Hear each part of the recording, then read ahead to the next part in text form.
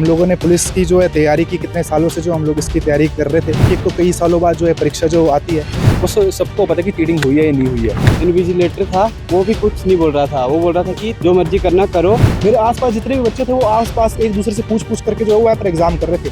ISBT college Palampur room number 47 वहाँ पे cheating हुई है। वहाँ के CCTV कैमरे चेक होंगे, दूध का दूध पानी का पानी हो जाएगा कि चीटिंग हुई है नहीं हुई है। अगर ऐसी पारदर्शिता होती है तो हमें बोलते कि हम लोगों को पहले बता दें, हम नौकरी की तरफ देखें ही ना, हम सोचे ही ना।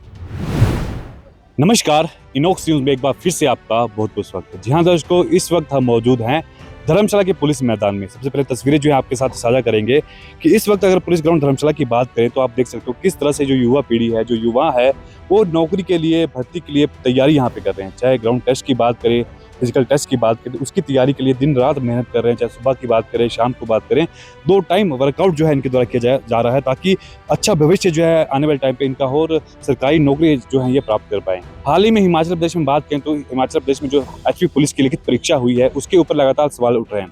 चाहे वो सवाल विपक्ष ने उठाए हो या नेताओं ने उठाए हों, चाहे युवाओं ने उठाए हों, परंतु मांग सिर्फ एक है, यदि इस पेपर में धांधलियां हुई हैं, यदि इस पेपर में जो है चीटिंग हुई है तो क्यों जो है इसकी जांच जो है नहीं की जा रही। हालांकि पुलिस प्रशासन की बात करें तो पुलिस प्रशासन ने कुछ लोगों को हिरासत में भी लिया है और गिरफ्तार भी किया है, क्योंकि उन लोगों द्वारा जो है युवाओं को लाभार्थी हम कह सकते हैं, उन युवाओं को ये कहा जा रहा था कि प्रलोभन उन युवाओं को दिए जा रहे थे कि आप 30 से 35 लाख दीजिए, आपका पेपर जो है हम क्लियर करवा देंगे।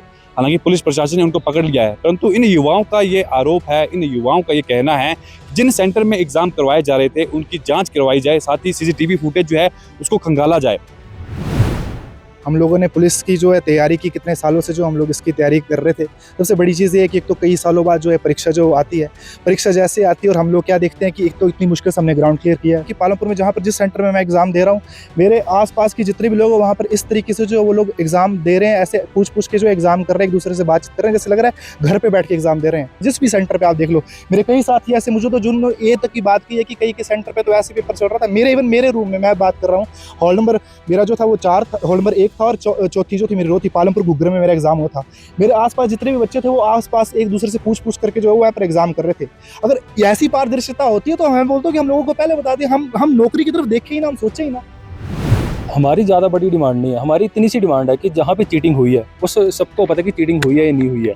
जहाँ पे चीटिंग हुई है CCTV कैमरास है, वहाँ की फुटेज चेक की जाए। और सबसे बड़ा सवाल ये है कि कुछ जैसे बोला जा रहा है कि कुछ सेंटर से जहाँ पे कैमरेस नहीं थे, तो ऐसे HP कमीशन अगर पेपर ले रही है तो ऐसे सेंटर बनाए ही क्योंकि जहाँ पे कैमरा नहीं है।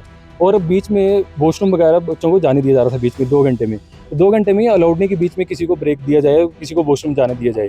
तो बीच में अगर बच्चों को वॉशरूम जाने दिया जा रहा है तो बीच में वो भी सवाल उठता है कि वो ऐसे क्यों। तो हमारे बस इतनी सी डिमांड है कि जो पेपर अगर CCTV कैमरा चेक करे जाए एक बार, कि पूरा उसके एक बार फाइनल तो हो जाए कि चीटिंग हुई है नहीं हुई है।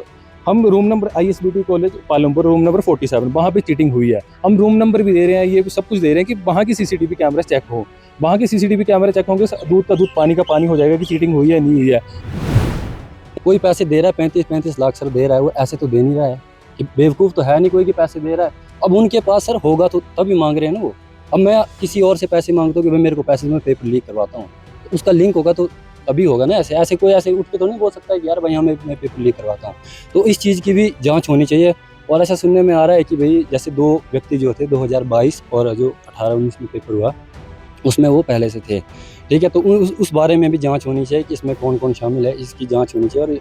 और हम ये चाहते हैं कि सर CCTV चेक होना चाहिए। सुरक्षा के से लेकर जो मैं बात करना चाहता हूँ कि इतने अच्छे से चेकिंग नहीं हुई जैसे एज प्रीवियस हमने पेपर दिए हुए हैं। ऐसा नहीं है कि हमारा पहला दूसरा पेपर है तो उस हिसाब से कुछ नहीं, ऐसे नॉर्मल सी चेकिंग होगी कि चलो भाई जाओ अंदर, ठीक है। अब पेपर हो रहा है, एक पेपर में 4-4 5-5 हमारे जो बैठे हुए थे, ठीक है। कैमरा लगा हुआ है, बंदे मुड़ के एक दूसरे से पूछ रहे हैं भाई इसका क्या है। तो जो आगे सामने बैठा क्या उसको सुनाई नहीं दे रहा है। युवा परेशान है, बस एक बात यही है मैं यही बोलूँगा कि युवा परेशान है। ऐसा नहीं है कि इनके नंबर किसी के भी ठीक नहीं है, सभी ठीक नंबर बता रहे हैं। OMR शीट भी इन्होंने अपनी देखी है, अब सबको ही पता होगा। हालांकि मेरे को भी ऐसा लग रहा है कि मैं भी मेरे भी नंबर अच्छे हैं, बट सेफ कोई नहीं है। अगर धांधली हुई है या कुछ भी हुआ है तो सरकार को या पुलिस प्रशासन को उस पर एक्शन लेना चाहिए। जैसे आपने अभी हाल ही में देखा होगा न्यूज़ में, काफ़ी वो शिमला वाला लड़का बेचारा, वो उसकी ऐसे लग रहा है उसकी इतनी बुरी हालत होगी उसकी मेहनत की, ऐसे लग रहा है पानी फिर गया है। अगर अकेला बंदा, मेरे को लगता है अगर वीडियो बना रहा है तो वो दिल से दुखी है। मेरी प्रदेश सरकार से यही विनती है कि जो पुलिस विभाग का जो पेपर हुआ है उसमें कुछ मामले धांधली के लग रहे हैं, जो कि धांधली के मामले लग रहे हैं। और मेन मुद्दा ये है, जो जितने भी हमारे एग्जामिनेशन सेंटर में पेपर हुए हैं वो सारे वहाँ की जो जितनी भी CCTV फोटोज़ हैं वो सारी चेक की जाए। चीटिंग तो हुई है, क्योंकि हम जब एग्जामिनेशन हॉल में थे, बैठे हुए थे, तो अरे परे जो एक दूसरे से पूछ रहे थे, तो जो इन्विजिलेटर था वो भी कुछ नहीं बोल रहा था। वो बोल रहा था कि जो मर्जी करना करो, मुंडी नीचे रखो। अगर चीटिंग हुई है, हम लोग जो इतने टाइम से तैयारी कर रहे हैं, तो ये फिर पेपर कैंसिल ही होना चाहिए सर। मेरी यही मांग है कि अगर आप लोग पारदर्शिता नहीं रख सकते तो पेपर को कैंसिल करो। सरकार की पहली ही भर्ती थी, पहला रोजगार देने का उन्होंने आश्वासन दिया था कि मैं पारदर्शिता रखूँगा। जो HPPSSC था उनको उन्होंने भंग करके बोला कि HPPSC से कंडक्ट करवाएंगे पेपर। अगर इसमें पारदर्शिता नहीं रख पा रहे हैं तो उनसे अनुरोध है कि ये भर्ती कैंसिल करें।